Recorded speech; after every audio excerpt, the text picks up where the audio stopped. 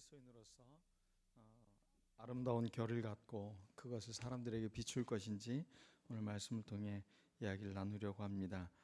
결이라는 단어는 두 가지 사전적 의미가 있는데, 첫 번째는 성품의 바탕이나 상태를 말할 때, 그래서 어떤 그 사람의 성품이 잘 그 바탕을 이루고 있는 모습을 표현할 때 결이라는 단어를 쓰고, 또 나무나 돌이나 살갗 등에서 조직에 굳고 무른 부분이 모여 일정한 형태의 모양을 갖고 있는 것을 결이라고 표현하고 있습니다. 그래서 나무결, 우리가 보통 이렇게 표현하는 것처럼 그 고유한 결들이 있습니다.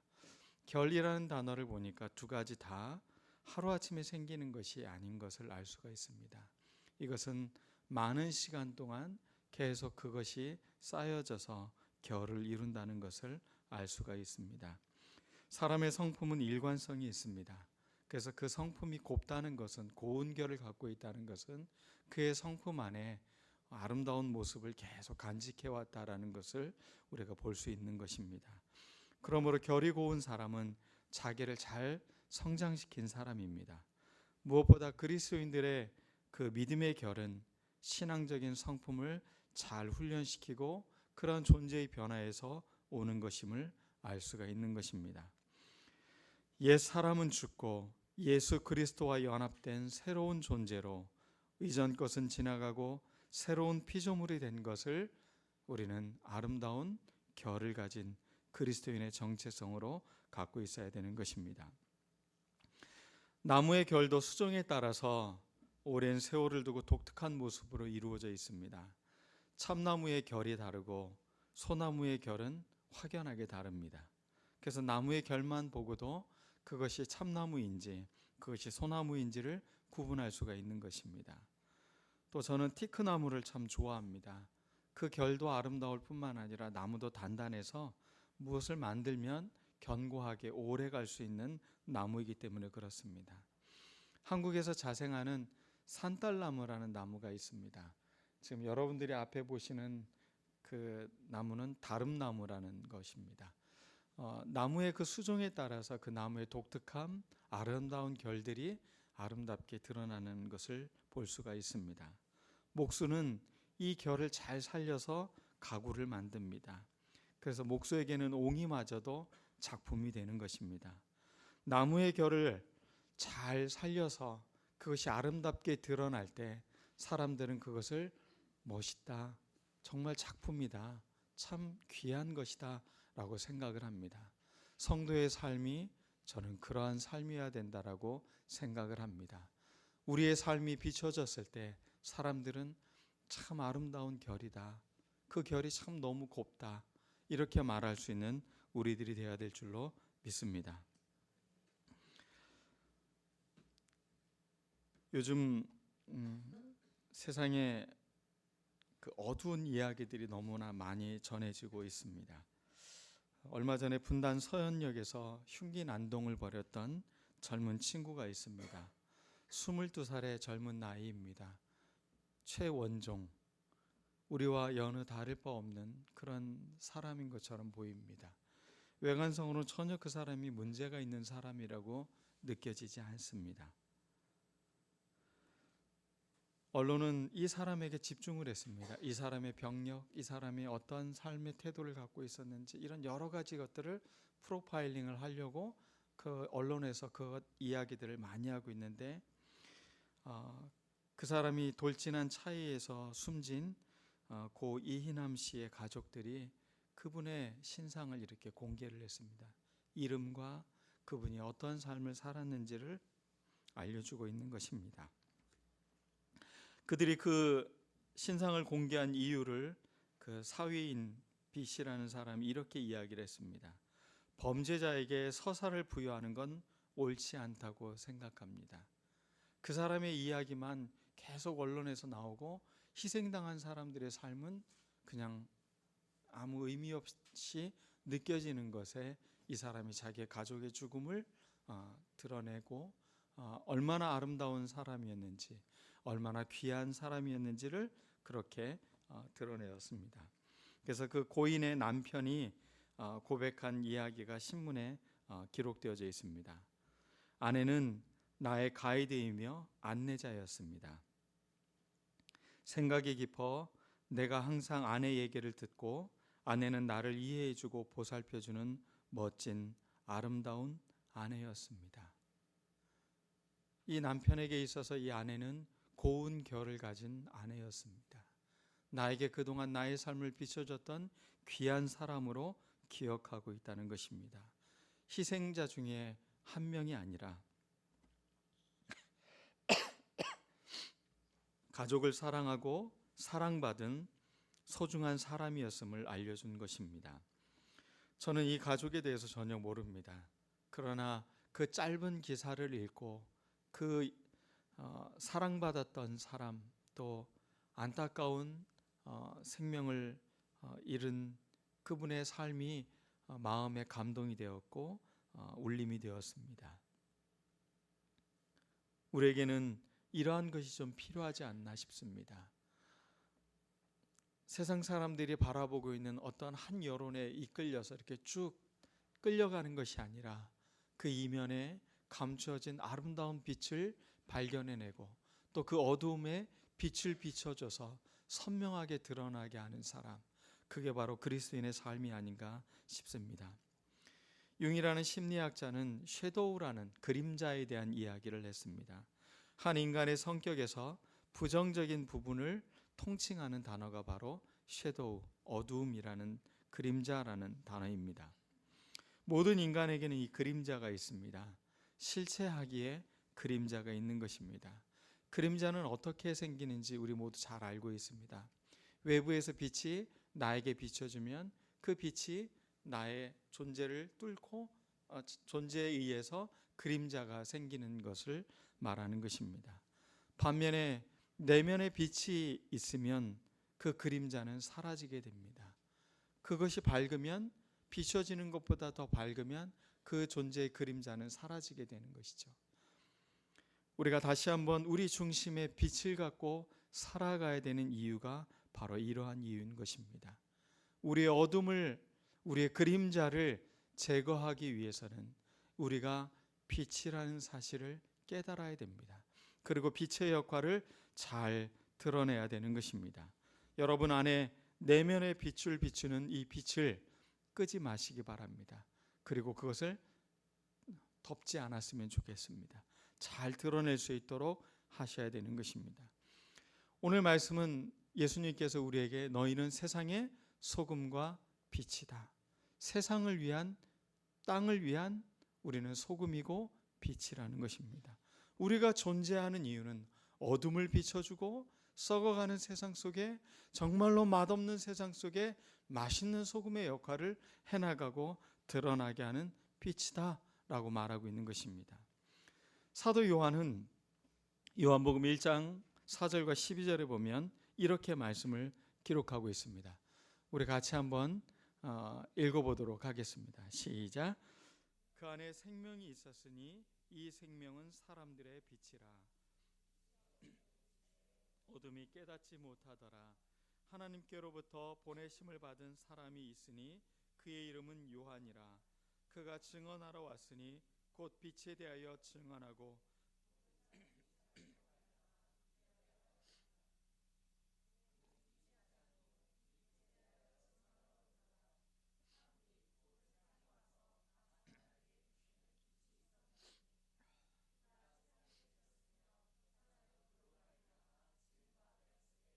세상이 그를 알지 못하였고 자기 땅에 오매 자기 백성이 영접하지 아니하였으나 영접하는 자 곧 그 이름을 믿는 자에게는 하나님의 자녀가 되는 권세를 주셨으니 그 안에 생명이 있었으니 이 생명은 사람들의 빛이라 라고 말하고 있습니다. 그가 무엇입니까? 말씀이신 예수님에 대해서 말씀하고 있는 것입니다. 그분 안에 생명이 있고 그 생명은 사람들을 비추는 빛이다 라고 말하고 있습니다. 그러나 빛이 어둠에 비쳤는데 어둠은 깨닫지 못하였다 라고 말하고 있습니다. 이 세상에 많은 사람들이 아직도 참빛인 예수 그리스도가 오셨음에도 불구하고 알지 못하는 이들이 많이 있습니다. 우리는 이 빛을 드러내는 사람들인 것입니다. 여러분에게 빛이 있는데, 여러분이 빛이라고 말씀하고 있는데, 여러분이 빛을 드러내지 않고 이 빛을 자꾸 자기 안에 가두어서는 안 될 것입니다. 성경에서는 암울한 시대의 이야기가 많이 나오는데, 그 암울함을 아름다운 이야기로 전해주는 책이 요즘 우리가 읽고 있는 룻기입니다. 사사기 시대는 왕이 없어서 저마다 자기 소견에 오른 대로 행동을 했습니다. 그래서 지파마다 서로 갈등이 있었고, 또 외부에서는 적들이 자꾸 침범을 하는 그런 혼돈의 시대였습니다. 그때마다 하나님은 사사들을 보내서 그들을 구원해냈습니다. 그런데 다시 그들은 또 그 구원의 은총을 잃어버리고 죄를 범하고, 그들은 다시 그 적들의 침입을 받고, 또 하나님께 울부짖을 때 하나님 또 그들을 구원해내는 일들의 반복이 있었습니다. 그 사사시대의 그 어두움에 바로 뒤에 이어지는 책이 룻기입니다. 같은 사사시대이지만 이 룻기에는 참으로 아름다운 내용들이 들어 있습니다. 그 어두운 시대를 밝히는 인물 두 사람을 뽑으라면 이방 여인 룻과 유대인 보아스일 것입니다. 이방인과 유대인이 얼마나 서로를 아름답게 하나님 안에서 그 빛을 비추고 있는지를 보여주는 책이 바로 룻기인 것입니다. 이들의 만남은 역사의 위대한 인물인 다윗을 낳는 그런 조상으로서의 기록도 갖고 있는 것입니다.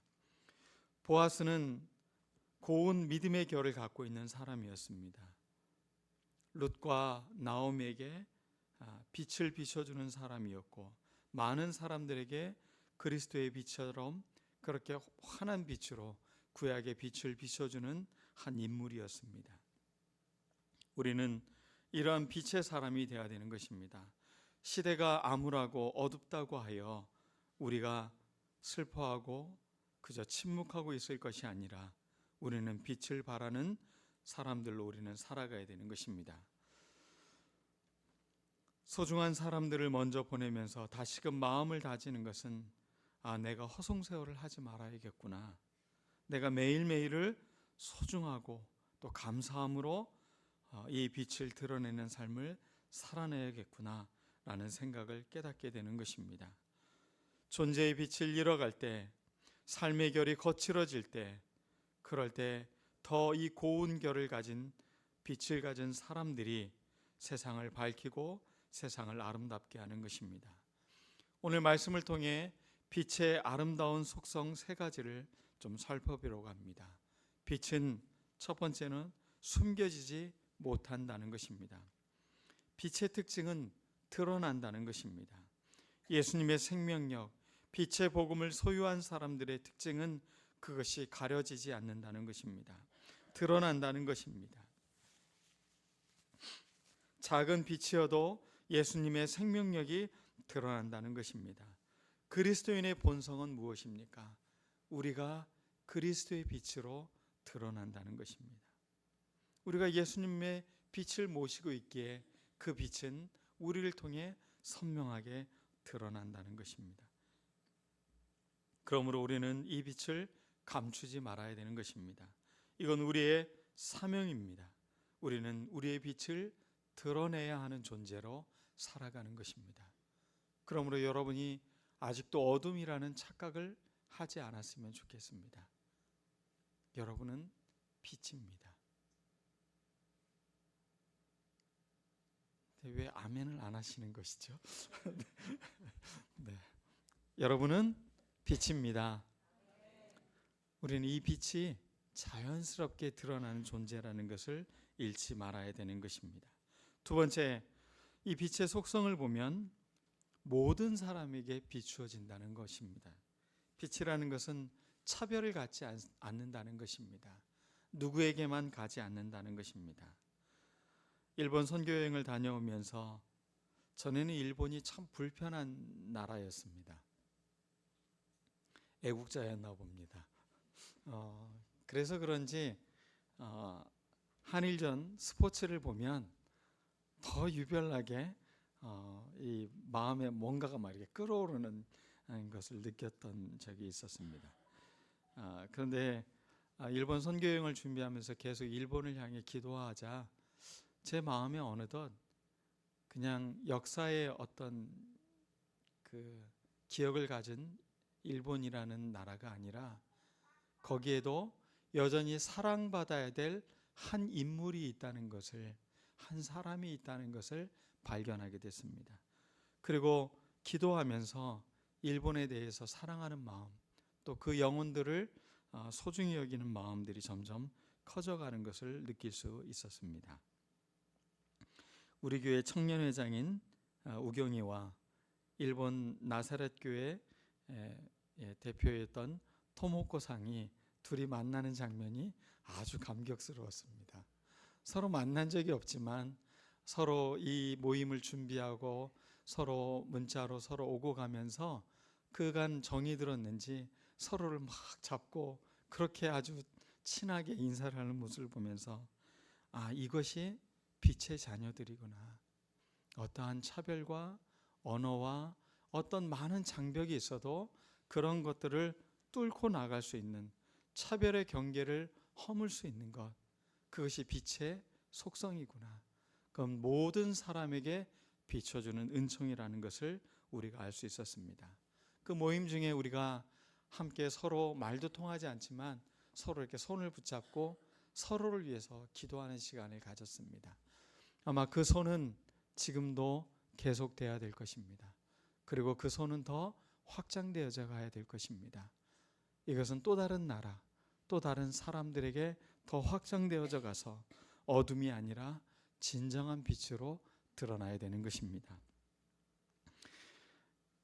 옛날에 한 훌륭한 스승님이 계셨습니다. 그 스승님이 제자를 불러놓고 이렇게 질문을 던집니다. 너희들은 밤이 끝나고 낮이 시작되는 그 새벽 시간을 어떻게 구분할 수 있느냐?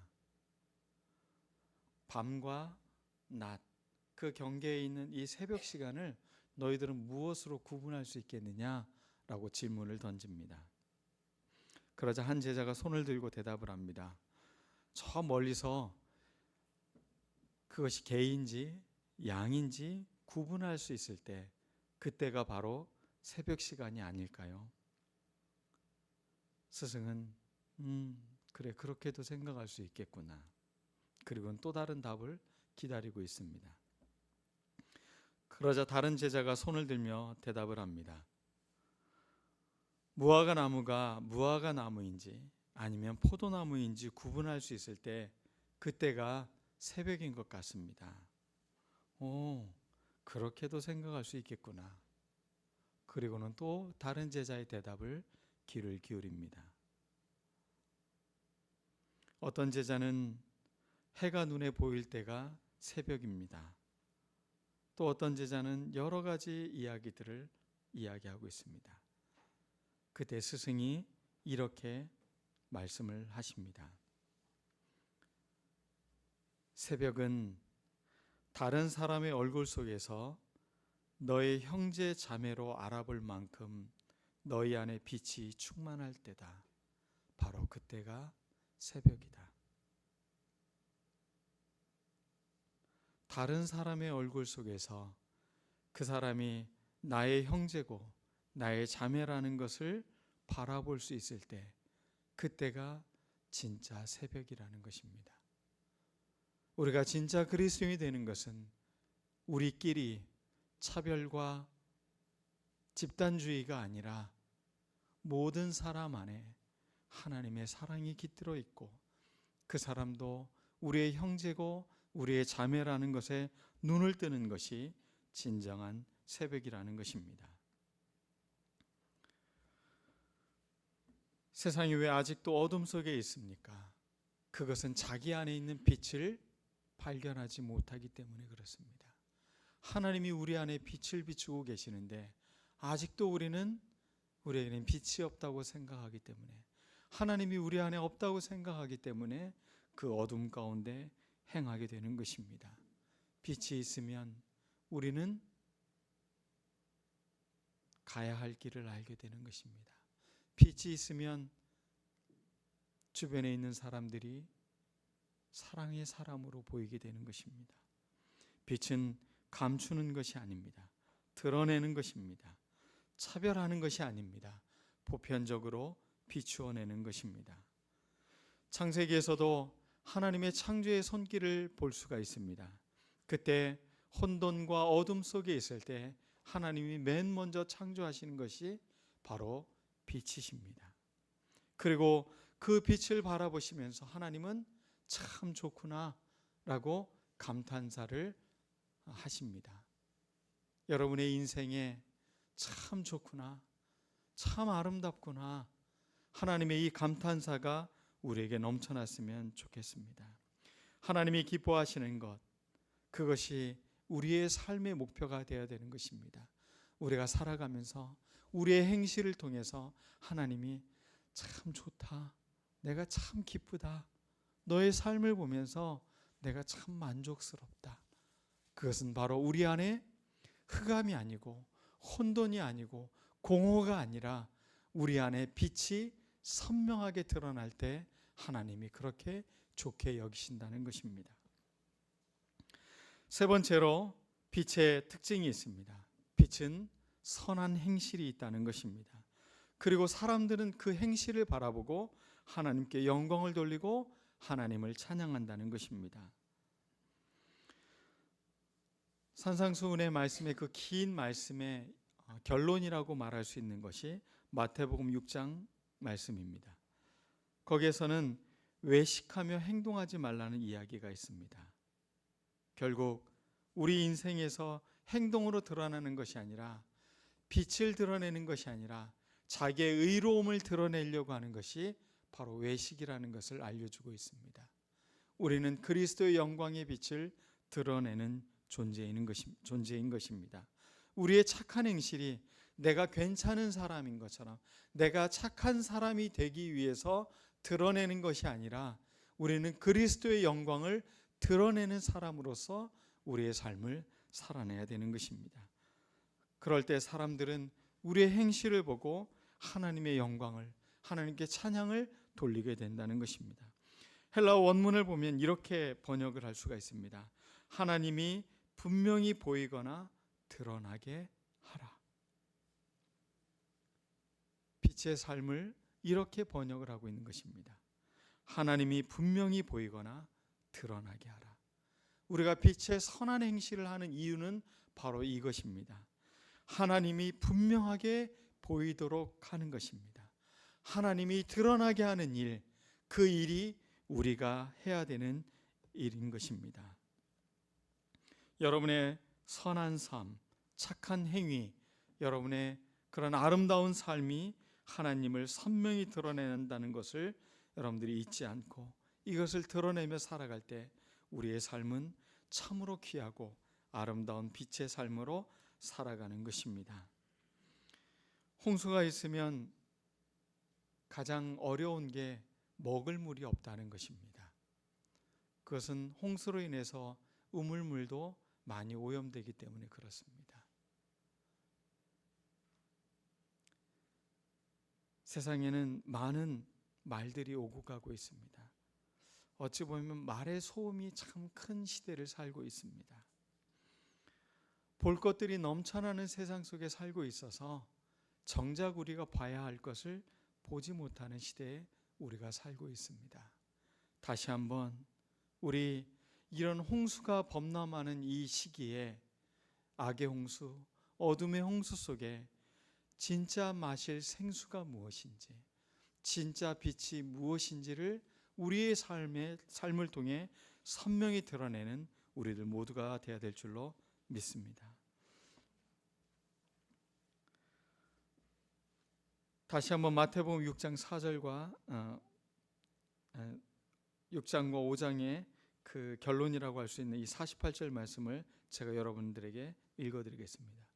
그러므로 하늘에 계신 너희 아버지의 온전하심과 같이 너희도 온전하라.